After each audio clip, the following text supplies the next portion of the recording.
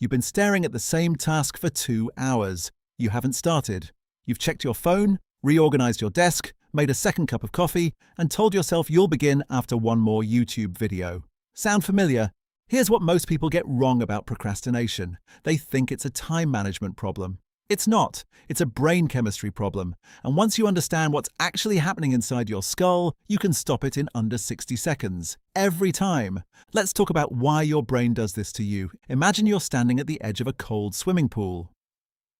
You know you need to jump. The water's fine, but your body resists. Your brain screams danger, and the longer you stand there, the harder it gets. That's procrastination, not laziness, not weakness. Your brain physically pulling you away from discomfort. Here's the science, the real reason you procrastinate.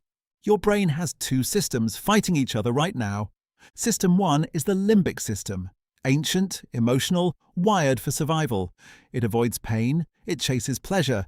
It has been keeping humans alive for 200,000 years. It doesn't care about your exam next Thursday, it cares about right now. System 2 is the prefrontal cortex. Logical, goal-oriented, responsible for your ability to plan ahead, set priorities, and care about your future self. The problem? The limbic system is faster, louder, and almost always wins in the short term. When you look at a task your brain labels as difficult, boring, or uncertain, your limbic system fires up. It flags the task as a threat. Mild? Yes, but a threat. And so your brain does what brains do. It runs. Not to safety, but to dopamine, social media, snacks, anything easier. Your prefrontal cortex knows you need to study. Your limbic system says not yet. And in that moment of conflict, the limbic system wins because avoidance feels like relief. Here's the part no one tells you. Procrastination is not a character flaw. It is a neurological response to perceived discomfort. You are not broken. Your brain is doing exactly what it was designed to do. The problem is, it was designed for a world without deadlines, without exams, and without group projects due at midnight. The dopamine trap. Here's where it gets worse. Every time you avoid a task and pick up your phone instead, your brain releases dopamine, a small hit of reward. Feels good for a second. Task still undone. Brain files that behavior as a solution. Next time the uncomfortable task appears, the urge to escape is even stronger. You are not developing bad habits. You are being conditioned by your own brain chemistry to avoid the thing you most need to do. That's the loop. Discomfort triggers avoidance. Avoidance delivers dopamine. Dopamine reinforces avoidance. Repeat. And the longer you stay in that loop, the deeper the groove gets. What starts as putting something off for an hour becomes putting it off for a week, and then it's the night before the deadline and you're panicking, wondering why you did this to yourself again. Most students stay in that loop for years without ever understanding why. But here's the good news. The loop has an exit, and it takes less than 60 seconds to use it. How to stop it? Step 1. Name the threat. The moment you feel yourself pulling away from a task, stop and say this, out loud or in your head. My brain is flagging this as uncomfortable. That's it. One sentence. Why does this work? Because naming the feeling activates your prefrontal cortex, the logical side. The moment you label what's happening, you shift from being controlled by the reaction to observing it. Scientists call this affect labeling.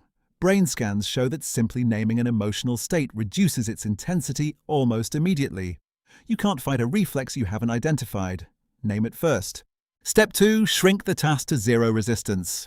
Your brain isn't afraid of the work itself. It's afraid of the full weight of the task sitting on top of it. The essay, the revision, the 3 chapters, the project, all of it, looming. So remove the weight. Don't tell yourself you're going to study for 2 hours. Tell yourself you're going to open the textbook. That is the only commitment. Open it. Nothing else required. This is called the 2-minute rule, and it works because your limbic system cannot object to something that small. The perceived threat disappears, and once you've started, and this is backed by research, your brain triggers something called the Zeigarnik Effect. Incomplete tasks create a mental tension that actually drives you to finish them. Your brain hates loose ends. Starting is the hardest part. After that, momentum does the work for you. Step 3. Delay the dopamine. Here's a technique used by some of the highest performing students. Before you allow yourself to check your phone, grab a snack, or take a break, make yourself do 5 minutes of the uncomfortable task first. 5 minutes. No negotiation. You're not eliminating the reward, you're just delaying it by 5 minutes. What happens over time? Your brain starts associating the task with the reward instead of associating it with the escape.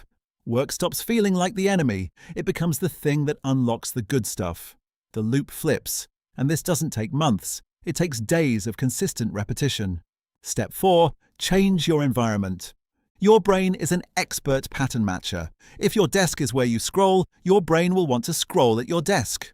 If your bed is where you study, your brain will want to sleep when you study. Environment is not decoration, it is instruction. Every object in your space is a cue, and your brain is reading all of them constantly. Top performers obsess over their environments because they know the brain follows context. Study at a clean desk with nothing on it but what you need. Phone in another room. Not on silent, in another room. Same time, same place, every single day. Within a week, your brain will start entering focus mode automatically, the same way it enters sleep mode when you lie down in a dark room. You are not fighting your brain anymore, you are programming it. Step 5. Build the identity, not just the habit. Here's the final piece most people miss. Every time you start a task you were avoiding, tell yourself this: I'm the kind of person who does hard things. Not I'm trying to be more productive. Not I'm working on my habits. I am the kind of person who does hard things. Identity-based habits, as proven in behavioral research, stick longer than goal-based habits because your brain works hard to act consistently with who it believes you are. Stop trying to build willpower. Start building an identity. The behavior follows automatically. The 60-second reset. Here's the full sequence. Use it every time you feel the pull away from something important.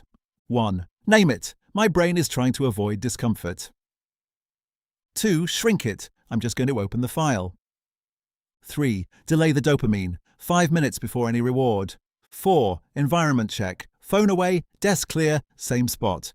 5. Identity statement. I'm the kind of person who does hard things. 60 seconds. Then you start, and your brain stops fighting you. Here's the truth most people don't want to hear. Motivation doesn't come first. Action does. You have been waiting to feel ready. But that feeling never arrives before the work. It arrives because of the work. The students who outperform everyone else aren't more motivated or more disciplined. They just stopped waiting for the feeling and built a system instead. You don't have a procrastination problem. You have a starting problem, and now you know exactly how to solve it. If this helped, share it with someone who's been staring at the same task all day. And subscribe, because next time we're going even deeper into how your brain actually works and how to make it work for you instead of against you.